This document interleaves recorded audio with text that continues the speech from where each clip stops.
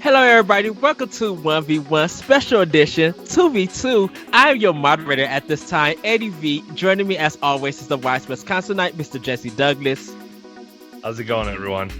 Everybody, we have a special guest for this episode. Yeah. Man, if you guys have not heard their podcast, what are you waiting for? You guys have to check them out. They're completely funny. They're just like down to earth and just amazing guys. From the podcast, Steve and Kyle. Everybody welcome Steve and Kyle. Hello, guys. That was the best hype we've ever gotten. Yeah, if I were to, I don't have a stage career at any point in my life, now or ever. But if I did, I'm hiring you to introduce me because, Steve, you work in radio. Uh-huh. But have you ever done one of those weird, like those gigs where you have to go up and introduce the band? But terribly awkward. You're the one that nobody wants to see. No. Everybody's there to see the live music. So the light comes on, someone comes out on stage, and it's not the drummer setting up the kit. No. It's Steve with a stocking cap going, "Hey, you guys ready?" It's me with my radio station shirt, ironically, which I'm wearing right now. Which means, hey, who's here to see the band? Yeah. And then you get hit with a tamale that somebody threw from the first row. Yeah. And nobody wants to see us. Yeah, you're the person that nobody cares about there that night. So wait, in this example, the people who just introduced us are the people that nobody wants to see. Yeah, well, we don't want us to come out and everybody to dislike us. So we need Ed to come out. Yeah. And everybody's like, "Oh, hey, it's Steve and Kyle," which again would be hard to believe would actually happen. But then everybody gets mad at Ed. Actually, a lot of people, when I'm interviewing them and I like hype them up, like give a big intro, people feel embarrassed. They just get like more nervous. I'm just like, it's a recorded podcast. This is just our way of hiding our embarrassment by just completely monopolizing the whole interview. Yeah, not giving you a chance to talk. Yeah, actually, if you know what, let's take it from the top. This isn't being recorded, right? And if you want to take it from the top and you just give us like a more down to earth, like, hey, here's a couple of idiots from something else. Or why don't you guys step off of camera, and then when he introduces you, then you guys can come sit down and do the whole. Yeah. It could be like, I didn't see you there. And of course, you guys edit pretty extensively, so you can then drop in the applause for when we're sliding in. Because if we're just waving to you guys with no applause, we look like idiots. And I refuse to look the fool on somebody else's show. I'll look the fool on our own podcast. Yeah, but if I'm being on your guys, we do in fact. I mean, on a weekly basis. Yeah, I will not look the fool on somebody else's show. Oh wow. Well, we're gonna get into this recording because I'm just ready to fall out and laugh. You guys are amazing. So Jesse, I'm gonna turn this part over to you because you have questions for him. But everybody, like, this is going to be a great discussion, so do tune in. Hopefully you guys get the feel of them and like you follow them on Twitter and everything. These guys are literally amazing. So Jesse, take it away. So like I said, I don't actually have questions, but I do just because I know you guys enough. Jesse, because I've already used the only good material I have. I saved some of that for you, Kyle. Yeah, let's let them conduct the interview now. Yeah, go ahead. We'll just sit here. Yeah, so of course I know you guys quite a bit because I've been listening to you guys for a long time. But people who are listening right now who probably might not know literally anything about you guys. First off, where did you guys kind of get started as far as like starting the podcast and your friendship and stuff like that. So, I'll take it. I guess it was probably 11 years ago, 10 years ago or so that you were an intern, Kyle, on the radio show that I worked for. And after that, you continued to work for the radio show for a number of years. And then like 5 years ago, maybe actually it was probably like 7 years ago, we just kept saying like, oh, we should start a podcast. And just never really did it.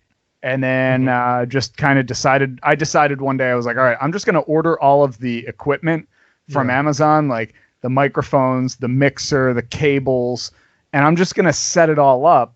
And then Kyle's going to feel obligated to now do a podcast with me because I've made this initial investment. I think it was like $80 or something. I bought all the cheapest crap that we could find. It was the starter kit that find. Like if you look online, whether Amazon or whatever, for like podcast starter kit, that's what we had, which is funny because Steve, the radio guy, I worked in radio for a while. Like you'd think we would care about the audio quality. We had a little mixer that was the size of, a fist maybe. It was probably half the size. It was about the size of a cell phone, like an iPhone, but like an iPhone 4 at the time. Yeah. Wow. Okay.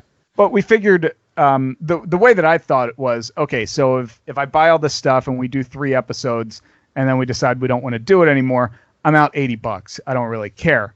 So, but then we started for the first like couple months, it was just like, hey, you want to record? Yeah, let's do one. And then by the time we got like after about 10 or 15 episodes, we decided like, all right, we're going to do this every Saturday. We're going to record, and every Tuesday it's going to be released. Yeah. And it's been almost 5 years since we've been doing that. And the only exception was there was a 4-week period back in the fall, like leading up to Christmas, where we didn't record, and it's because Kyle had some medical stuff that was going on, so we just couldn't record. But up until that point, it was every single Tuesday, 7 a.m. an episode would be released, and we figured if nothing else, we would be consistent. Yeah, we may not be funny, we may not be entertaining, but every Tuesday morning at 7 o'clock, you can get something from us. Yeah. We like to refer to ourselves as the most consistent time filler that you can find. We haven't missed. We're not Joe Rogan, but we're also not, the Howard Stern where we work 2 days a week. Yeah. And then the rest is best of. So it was, listen, I've known Steve. It's like you said, it's been 11 years. And, I would argue that, I probably would have hit the road if it wasn't for this podcast. I'd probably check in with you once a year, maybe. Mm-hmm. Yeah, definitely. We would not keep in contact without, if it wasn't for this podcast. Yeah, I mean, there's weeks I leave here and I'm like, it's probably the last time I'll talk to Steve. Look, there's no other podcast that is just a blink away from disappearing. Yeah. Like ours is. For no reason either. Like the main thing is, we're the number one podcast who talks about how we're going to end the podcast. Yeah. And has just never done it. I know. We just haven't pulled the trigger yet. Yeah. We talk about adding side podcasts, which I had a sports one for a while.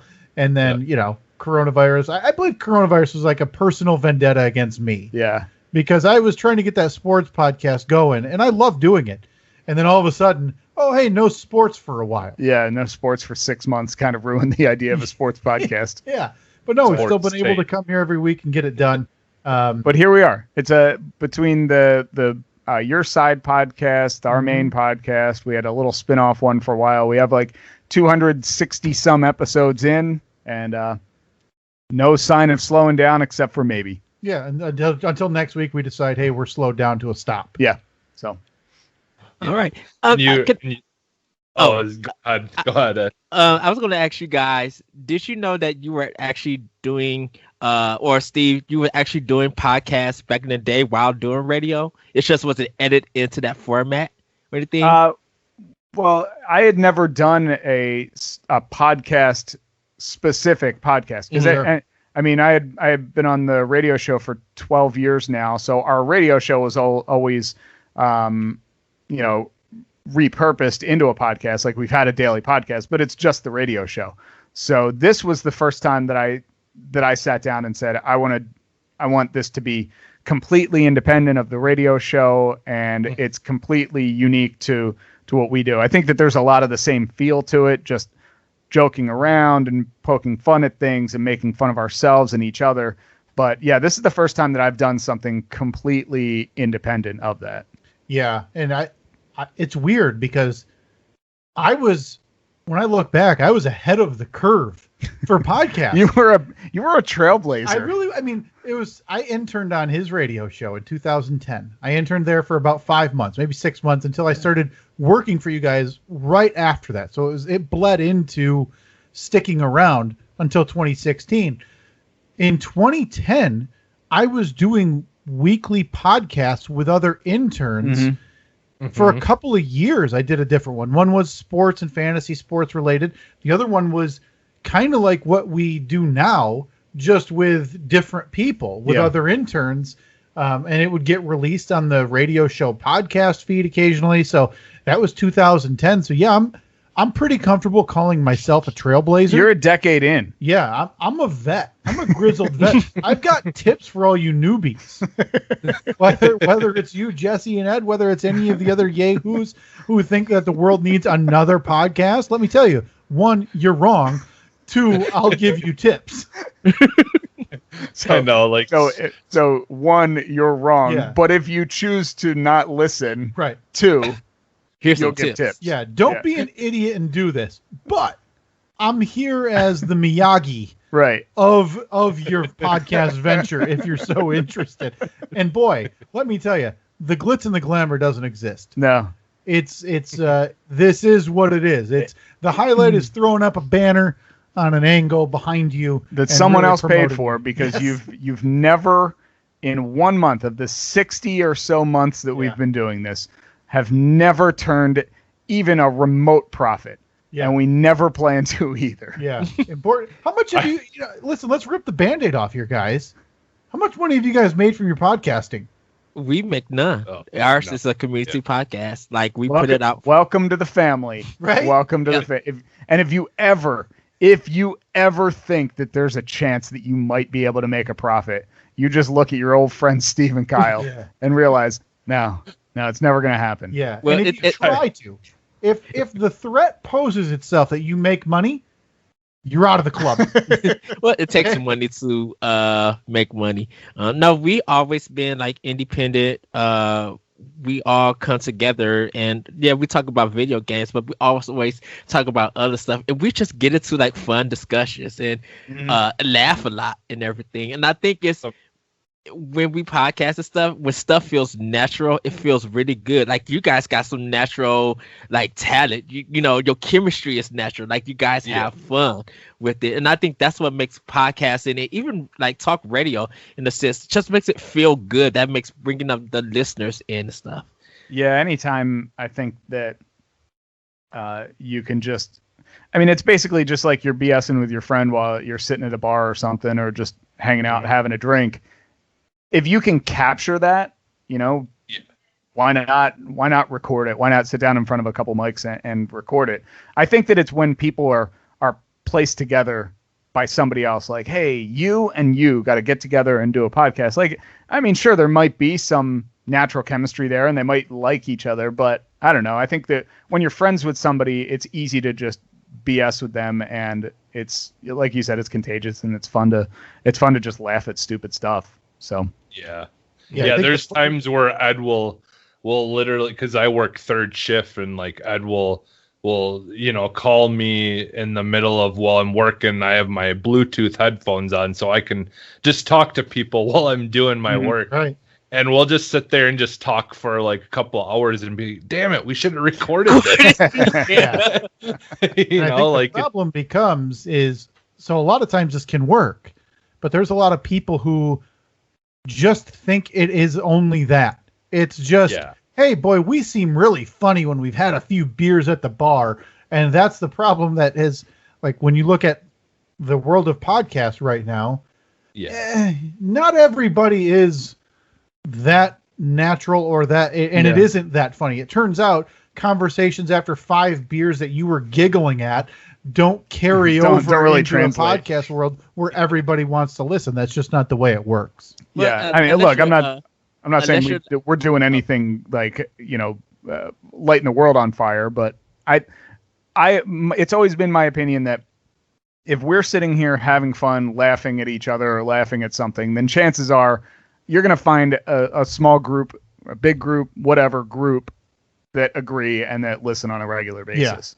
Exactly. But, like, it's not about being the most popular thing in the world. It's like, that's kind of how we are too. We do this to try, and like this show in particular, like, is just us trying to get other people that we're interested in or whatever out there, so, just because we appreciate I appreciate you guys, so I want to get your guys' stuff out there. Like it's nothing more than that.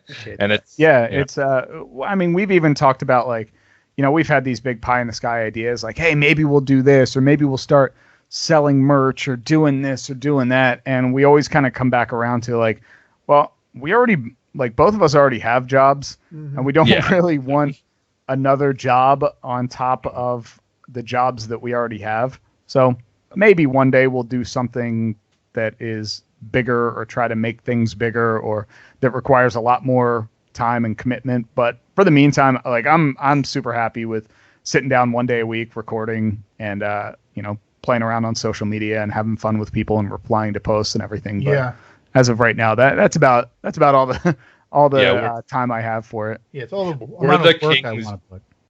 Yeah, we're the kings of taking on too much. So many times we've had to cut back so it was me, Ed, and Corey. The three of us started, the network. We restarted over because we were with a different one, and then we restarted over. And I mean, we were doing so many shows, and it was just the three of us. We were cutting ourselves way too thin, and now we've picked up a ton of people that are interested in the same stuff but doing it a different way, and so now we can offer tons of different stuff like we wanted to without having to rely on only ourselves to try to get it all done. So right. Yeah, I mean, if it's fun, if you're enjoying doing it, record 1 million episodes and release them. But like, we've talked about it 100 times. Like once this starts feeling like it's work and it's not fun, and it's like, oh god, I gotta sit down for an hour and talk. Then it's like plug pulled, social media accounts disappear, podcast website disappears, and we go dark. Yeah, this podcast doesn't end with a big long farewell. This podcast ends with people going to like tweet us one day and seeing that. Wait a minute, click. They're not there anymore. Yeah, this podcast ends with a text from me to Kyle saying, "What do you think? Are we done?" And you replying, "Yep. Yeah. See you when I see you." Yeah, the Band-Aid gets ripped off, and then we stop paying the hosting site what we pay them every month. Yeah, and this thing miraculously breaks even when we quit. Well, I kind of want to ask you guys, how did you? Like when you were like young as kids or even teenagers, was broadcasting a thing for you guys? Like, how did you get into broadcasting? Was there something like in like a young age that appealed to you? Yeah, I didn't really get into it until I was in college. But the more I think back at it, when I was a kid, like I have a lot of memories of like riding around in the car with my dad. Like I always remembered like radio station jingles and things like that. And I remember on Sunday mornings, me and my sister both had paper routes, and on Sunday mornings it was a morning paper. So my dad would we'd load all the papers into the minivan, and he would drive us around and we'd deliver all the papers. And I always remember it was Sunday morning. So Casey Kasem, Casey's Top 40 was on every single morning. And I have a lot of those weird memories that in hindsight, I look back and I'm like, oh man, I was really into radio before I was actually into radio. I just didn't know it yet. Like I remember like my favorite radio stations growing up as a kid, and the DJs that were on there. And I remember when radio stations flipped formats, and it always really interested me. But it wasn't until I was in college.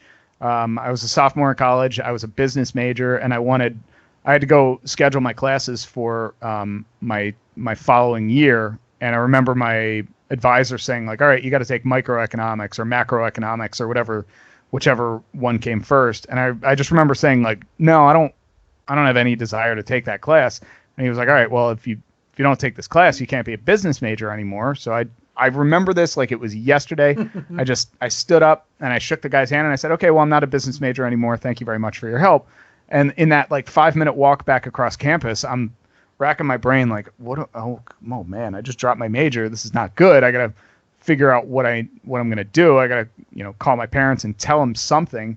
And in that time, I had started doing a radio show on the college radio station with my buddy Frank, and in like a 5-minute span, I was like, wow, I mean, I do that radio show. I guess that's kind of fun. I wonder if I can do that as a major. And then I saw that they had a communication, radio, and TV production major, and I was like, yeah, I'll do that. So like, it's this this split second like decision that I made off the cuff, and it's completely defined the last 20 some years of my life. And it's awesome. Like, I love what I do, and I love being able to sit here and do a podcast and do the radio show and everything. But yeah, I always think back to that, like, man, that was like, I don't make rash decisions. I don't make quick decisions like that. I always overthink. And in that case, I was just like, yeah, that's what I'll do for the rest of my life. And it miraculously has worked out. Yeah. Mine isn't as romantic. I don't have memories of riding around in a car as a kid. And I mean, obviously I do, but nothing to the point where it's like, I want to do that. My memories are of waiting for the 6:00 newscast to see sports highlights and needing to know like the scores, because we didn't have the internet to the degree and ESPN and cell phones of, hey, I can just watch it on my palm now. What I had was waiting to see what was the outcome of that day's Detroit Tigers game on the local newscast. So that's what I wanted to do. But when I was in high school, I wrote for the high school newspaper, and I wanted to write about sports. And so I said, hey, I like writing. And let me clarify. I like having written.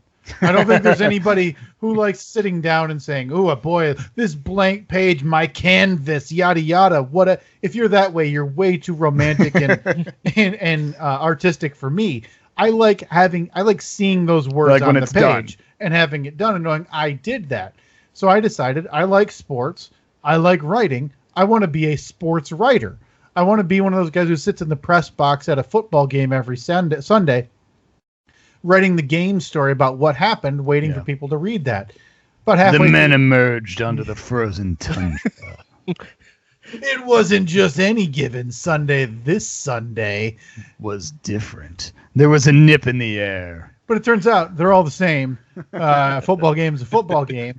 So I got into college and realized partway through, hey, newspapers are dying. Yeah. Nobody's reading these things. They're dying off by the thousands every year. People are being laid off. This isn't a viable option for me anymore. I'm not willing to go move to the middle of one of the Dakotas to get this career kick-started. So I chose the next most logical, and granted, I say that, but there was also, I was dating a girl who was going to be in college 1 year longer, so I figured, let me pivot. I'm going to stay in college. I'll get a second degree in the booming industry of broadcasting. Yes. Everybody's talking terrestrial radio. Everybody's waking up in the morning, turning on their dials. Look, they can't wait to find many people are still listening to the radio, I assure you. So it's easy to see radio sucks, and this thing's going the way of the dodo. Now I see that. So I decided to stick around, get a second degree in broadcasting. Got an internship with his radio show over there. Interned there. Got a part-time gig out of that for a while until finally an ill-fated venture into radio in 2016 led me to realize that radio is the cesspool that is in fact dying. It depends on depends on who you align with. Well, sure. Well, and I think the difference is if you want to be a part of a radio show that you think about, hey, it's radio, this seems fun, or you can be a part of, the conglomerate that's shutting down all the mom and pop shows, putting them out of work. There is a difference. So no, that was the last foray into radio. I mean, listen, I don't hate radio. It's just not a viable option. Like, there shouldn't be, and this is a warning label. If you're entering school, or if you have a child or somebody entering college or secondary education, thinking I'm going to go into radio or broadcasting, God, grab them by the shoulders, shake them violently, and try to beat into them to not do that. It's a waste of money. They're going to be very sad because they're going to have nothing but student loan debt and no job, because radio is in fact dying or dead. Well, but anyway, Steve, how's the job? I think that's why when I asked the question about podcasting, like talk radio back in the day, you didn't realize that it kind of was almost like podcasting in a sense. I mean, with people calling in and everything. I remember, I think it was about 2004, 2005, there was a website called oneup.com. It was a video game website, and they would do like the news and everything, but it was just like podcast form. And then you started hearing a group of people getting together and doing podcasts, and that's how I found out about what podcasting was about. And I kind of realized that listen to talk radio and everybody talking just in a different format, and then hearing the podcast, I'm just like, wow, back in the day we really were podcasting, but we just didn't call it that.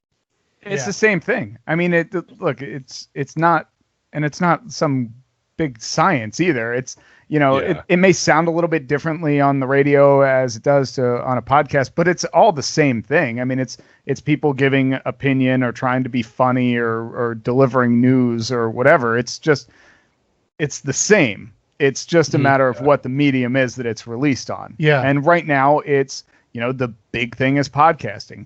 And 10 years from now, who knows what the next podcasting is going to be, but it's always going to be able to trace its roots back. Like there's still going to be similarities. There's still going to be things that you listen to or you watch and be like, oh yeah, I can see how that evolved from radio or TV or whatever. It's just going to be a little different. Yeah. Now, and if let's say Kyle is right in it, and radio just does die one day, you basically would see a lot of new podcasts start. Look, man, I need give me a good, 20 more years. That's all I need. Yeah. 20 years. Well, I want to ask you guys about your comedy. Hold on, sorry, Jesse. Our comedy. I have a certain brand. Were there like movies or books or comedians that like you guys love to watch or see? Me and Jesse, I have another podcast called Recap, where we watch movies from the past to see if they still hold up, and we judge them by putting on a hat and everything. So it's like a cap. Yeah. And we did a commentary for Airplane. And Airplane is still like a classic of being like a great spoof and being funny and stuff. Have you guys like had that kind and bringing it to the podcast, like movies or comedians and stuff for your comedy? I mean, I think that. By the way, did Airplane did it hold up? Did it stand the test of time for you guys? Yeah, we I thought so. Yeah, we put our caps on full on. It's just like 100% still good. You can watch it anytime, and it's still funny. I think, like, for me, an example of that would be because I was a teenager in the mid 90s, which was when all of the Adam Sandler movies, like the Happy Gilmore, Billy Madison movies, were huge. And for me, those will always stand the test of time. Mm-hmm.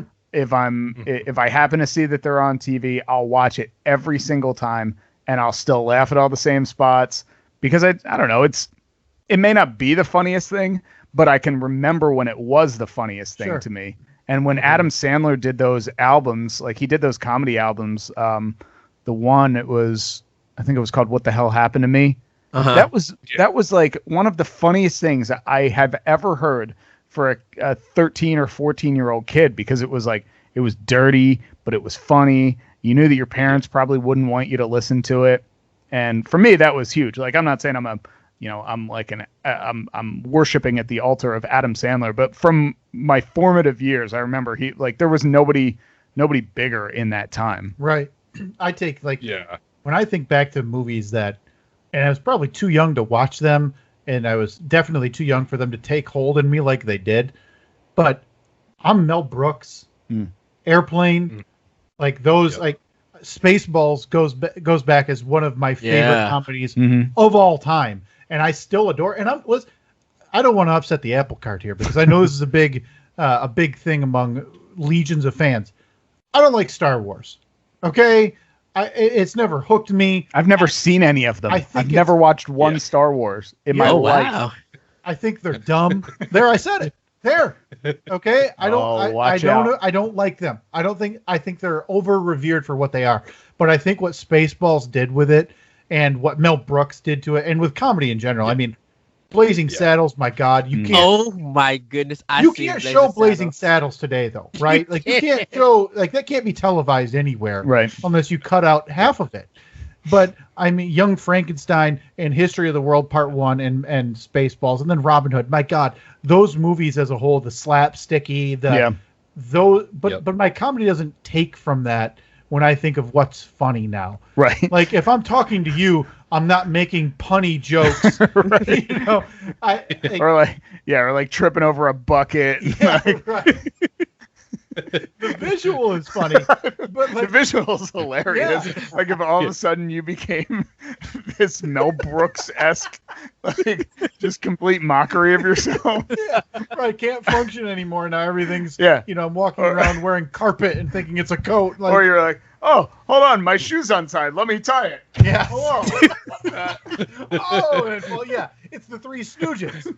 Like it's very physical, but and to go along with the physical comedy, I mean it's Jim Carrey as well. Jim Carrey in the '90s. I mean, I can't tell you how many times I probably watched the VHS of Ace Ventura. Mm-hmm. And let me ask you a question. Yeah, like come on.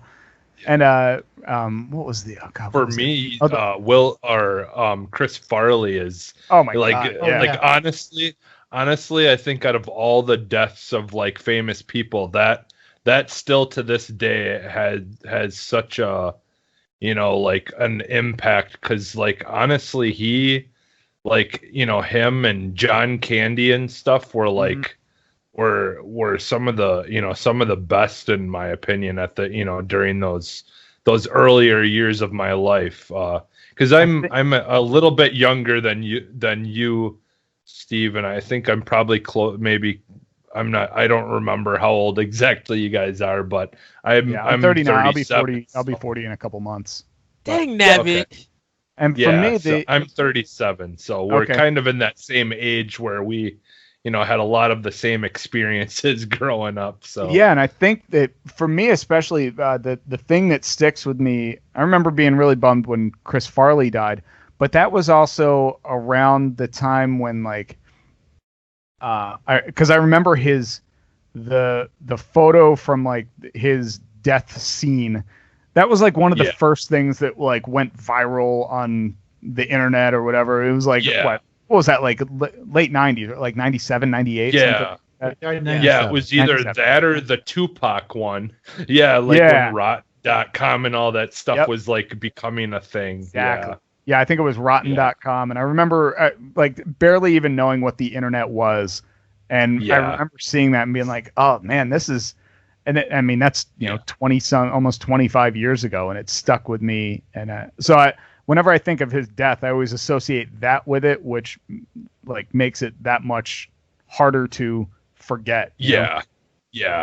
Luckily, I haven't done. There's all those videos you guys talk about on your show and stuff, like all those awful internet videos. I can gladly say I've never watched any of them. I've seen most of them. I've just stayed away. Yeah, I've never seen Two Girls, One Cup, which I heard is terrible, but I will never. I'm definitely never watching that. Yep, I stay away from that stuff because I have no interest. None whatsoever.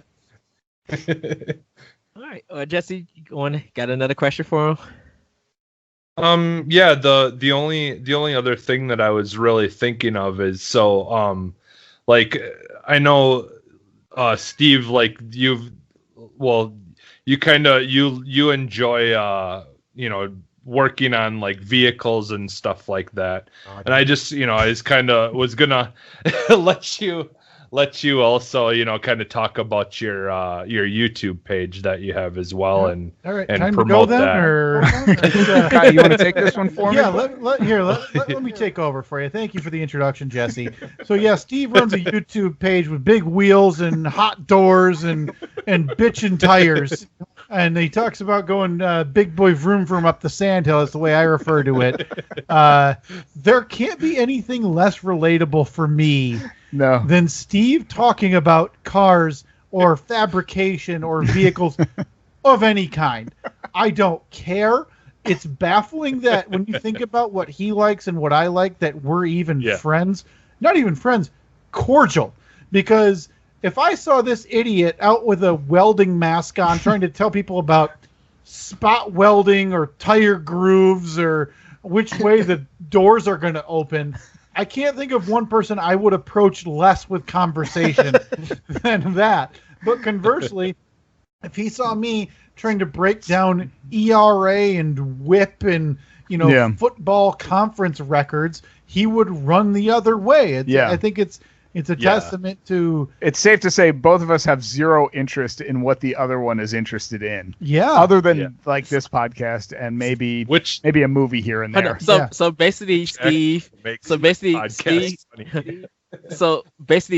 is Mario Kart. Kyle is Tecmo Bowl. Yeah, I think that's to a degree. That would be a perfect video game reference for our interest. Yeah, but Steve's the one playing Mario Kart, and he's like, well, that would be a dual axle kart, and obviously the weight distribution ratio from Yoshi is inappropriate for the vehicle, and I just throw the controller in the air and walk out. Whereas, I guess I'm not interested in the racing. I'm more interested in in the stickiness of the tires that the pit crew is putting on. Yeah. I think I'm done for the day. Whereas I'm playing Tecmo, and I'd be the stereotype. Oh, Bo Jackson fast, he run good, and it's just.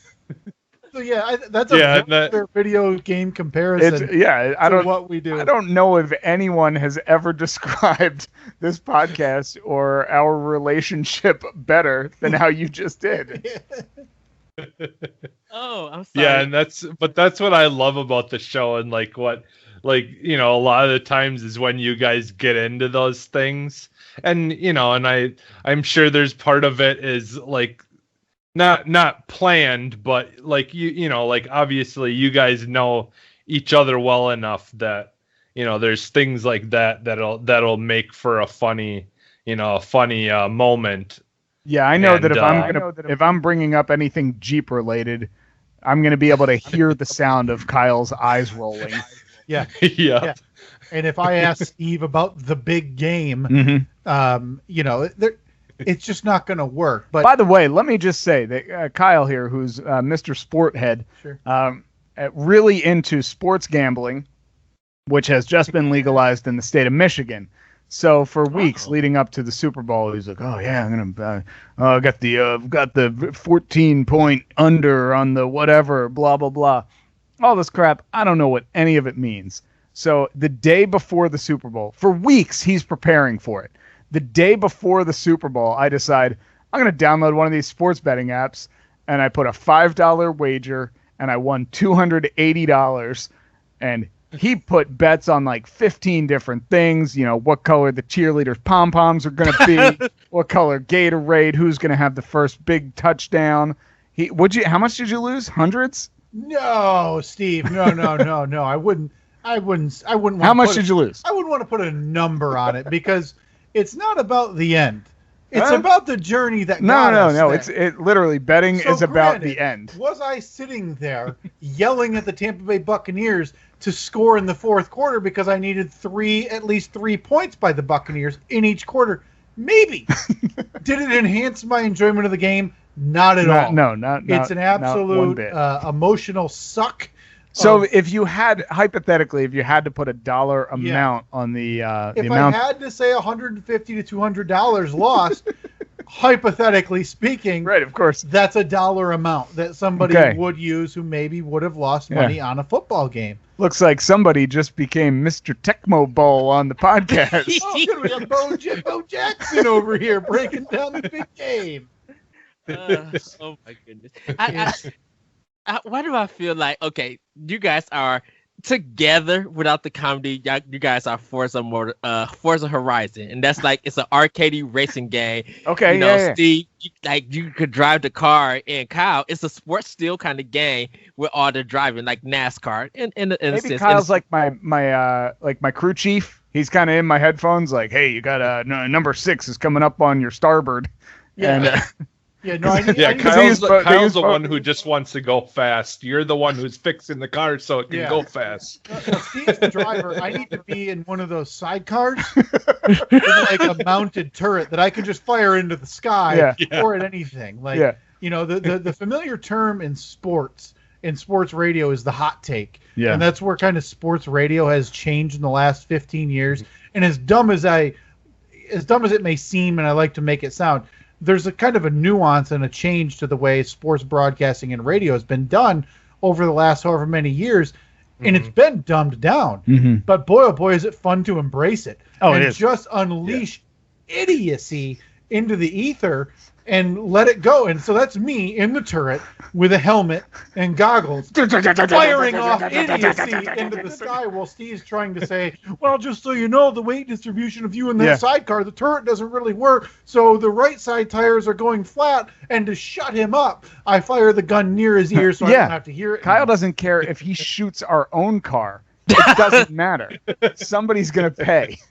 Somebody's going to pay because he's pissed that he's got to be in a race car. Somebody has to hear my takes, whether it's Steve or whoever's in the clouds that I'm firing them at. Yeah. Okay, so this is going to be a hypothetical scenario. We love it. We live in the hypothetical. Bring it. There's a game called Snipper Clips for the Nintendo Switch, and you have to play.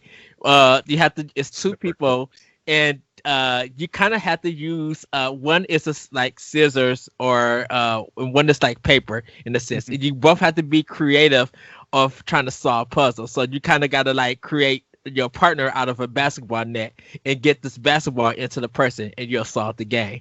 Okay. If you guys were playing something like that, like playing a video game together, how would the discussion go? Like, would you be mad at each other by the end of it, or would you just be like, we did it, yes?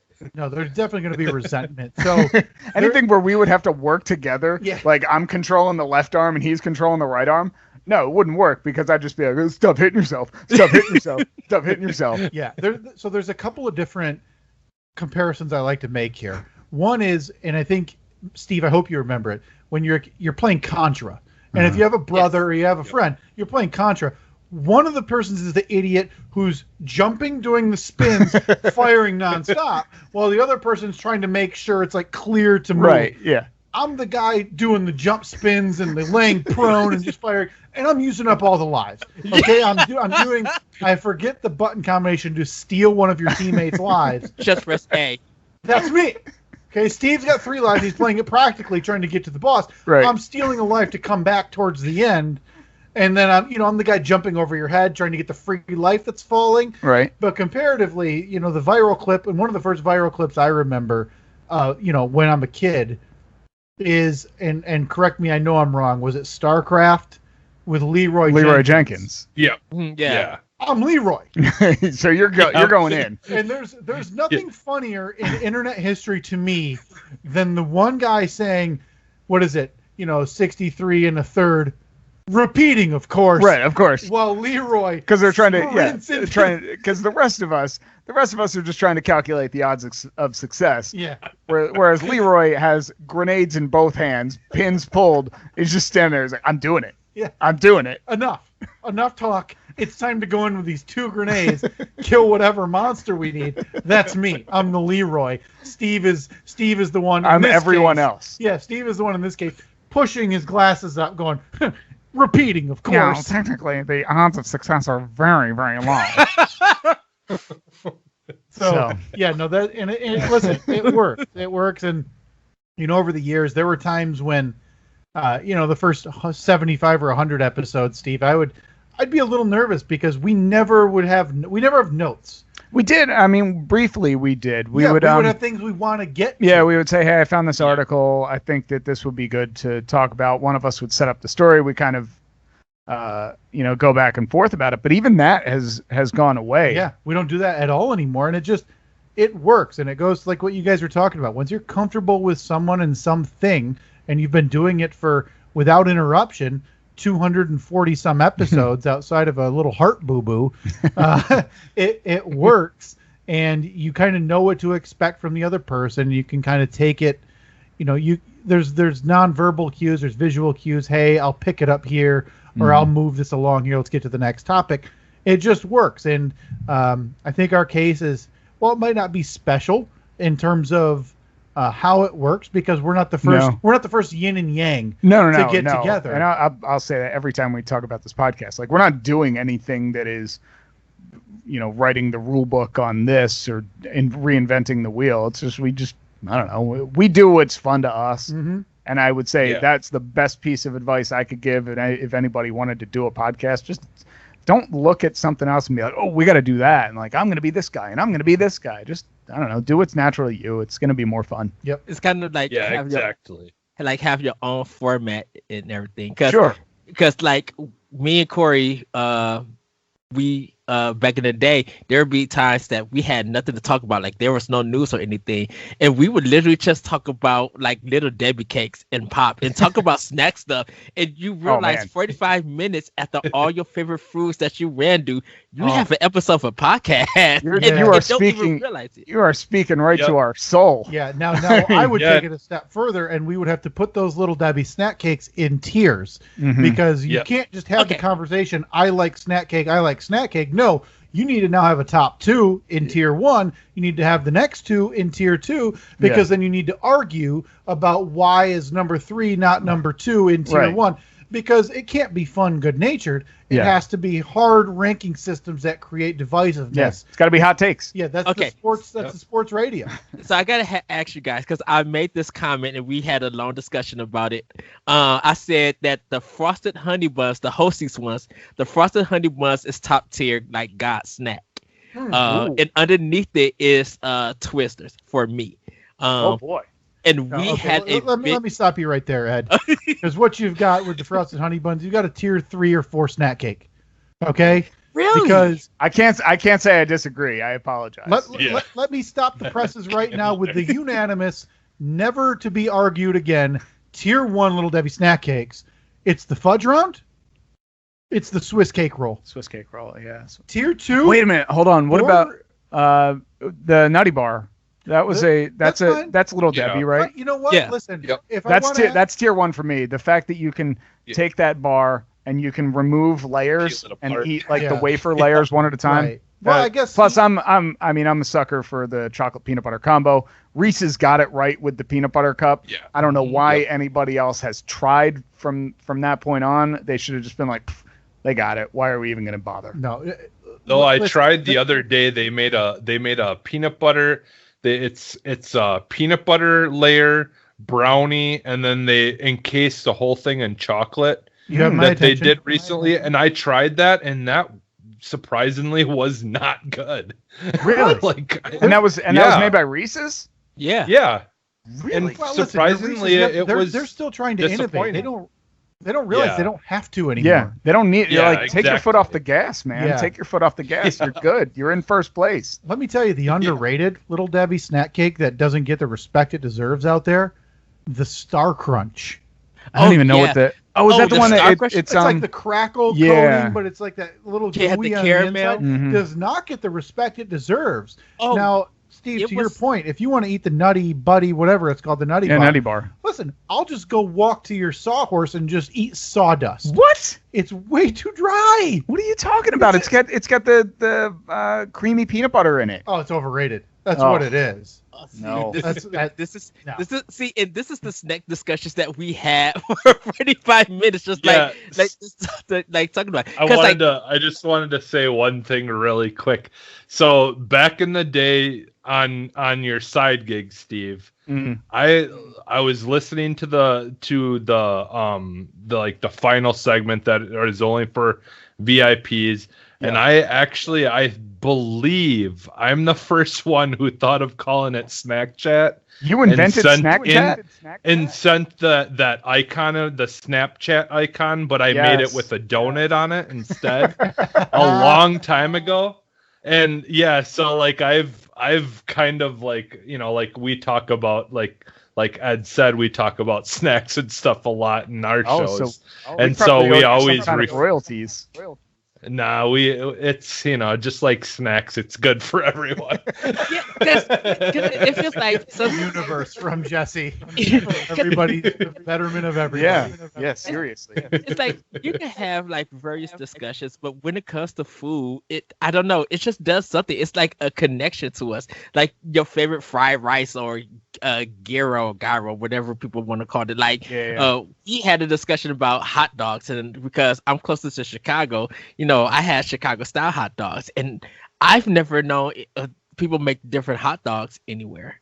What about you guys? Yeah, I don't think I've ever had an official Chicago style hot dog. I've never had Chicago deep dish. Yeah. Because I know that like you're not supposed to put in Chicago, they'll basically punch you in the face if you put ketchup on a hot dog, right? Yeah.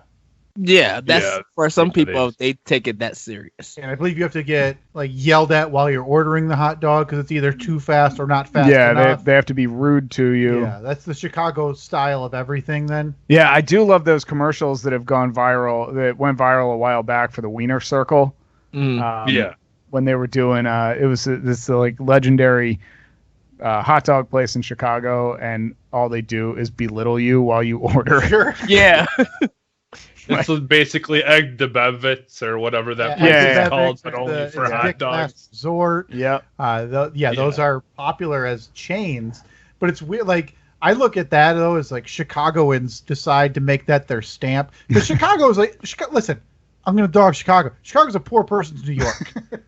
Oh man, Chicagoans want to be New Yorkers. They do. They want to be like. Ed, you're gonna let him say that, man? Fire back. I live an hour out of Chicago, so I can't defend it. You're a suburbanite. Get out of here. You can't fight the fight for Chicagoans. They're all scumbags. All they want to do is talk about the L. They act like they're on the good side of Lake Michigan when they're not. See, I know your corner of Lake Michigan, you got one stupid pier. The rest of it sucks. See, I know nothing about that. I cannot defend it. I'm more closer to Six Flags Great America. So okay. So you've got Steve's heart. There with the roller coaster rides, the kiddie rides, the big spinneroonies. Yeah, I barfed at that place a couple summers ago, and boy, was that fun to talk about. Oh please, I have to hear the stories of what happened. We were okay. Could probably wrap it up with this, huh? Because we're going on. So. This is a good going away story. Steve can tell you about the time. Yeah. Grew up at an amusement park. You guys hit the outro music. Everybody leaves with a grin on their face. This is what leaves them happy. Yeah, okay, so this was a couple of years ago. A friend of mine from, I grew up in New Jersey, and one of my best friends in New Jersey, my friend Doug, as he got older, he got really into roller coasters. So he's one of those guys that'll travel like all around the country just so he can go on certain roller coasters at parks he's never been to, so he can like add them to his list and have this big running list. Like, I've been on 500 roller coasters. So a couple summers ago, he gets in touch. He says, hey, I'm coming out to Chicago to go to Six Flags Great America. I'm in Grand Rapids, Michigan. So I was like, hell yeah, I'll drive over there on a Friday after work. I'll meet up with you. We'll hang out that night. We'll go to the park on Saturday, crash at the hotel Saturday night. I'll come back Sunday. So we go there. Well, actually, Friday night, we decide, let's go out and get something to eat. So that turns into like drink after drink after drink after drink. I'm hammered. Wake up Saturday morning, and we go to this Bob Evans that's across the parking lot from our hotel. We both eat like clowns, like eat the worst food in the world. And then we get to the park when they open at like 8 a.m., and we're first in line for this one roller coaster. And I'm excited. I'm like, yeah, this is going to be great. And as soon as we hit that first drop, I'm like, I feel my stomach come up into my throat, and get off the first roller coaster, and I was like, I think I gotta go to the restroom. So I go into the restroom, and this became a big debate on this podcast. I went into the restroom and went into the stall, and I knew I was gonna puke, so I took my shirt off. And I puked and cleaned myself up, went back out. And I told that story to Kyle, and he thought that I was insane for taking my shirt off to puke. And I was like, but it kept all of the puke away from me. Like, because, I puked with some force, and that stuff hit And, you know, sometimes you get some splashback, and he had never heard of that before. And it became immortalized. Like, we have a T-shirt. If you go to StephenKyle.com/merch, one of the shirts that we have available is a shirt that I think it says, like, Drunk Steve pukes with his shirt off. And it's a caricature of me barfing into a toilet because I don't know. For me personally, I think it's the most effective way to vomit. Take your shirt off. You don't have to worry about cleaning up your shirt. You're in a public place. Yeah. Now, granted, you're in Illinois. No offense, Ed. No, not taken. So you might fit in with the rest of the troglodytes and the other buffoons that make themselves prevalent there. But you're in the middle of a public amusement park, Right? And you're ripping your shirt off. Well, look, I mean, I was in the privacy of my own Of your own stall of the. Yeah. No, I get it. You're in the privacy of your own public stall at a public amusement park that thousands of people have paid admission to go to. Somewhere out there is what I stand by. There's a parent out there who says, "Remember, son, you never want to be like the guy who had a T-shirt thrown over the stall of a public restroom, hunched over a toilet, retching violently." I stand by it. I stand by it. It's the only way to vomit, kids. Oh wow! Well, everybody. Yeah, because weren't you? Okay. Weren't you like thinking about whether you wanted to? I think you originally had said because you didn't want to puke while you were trying to take it off. Exactly. And just get. Yeah. I needed to get it out of the way quick because when I'm gonna throw up, I know that my body tells me it. Like we all have those little warning signs. So once I get to that point, I know all it's gonna take is one hard cough to open the floodgates. And I was at that point, so I'm like, boom, shirt off, and then there it goes. Nature took its course, and not one drop got on my shirt. All right.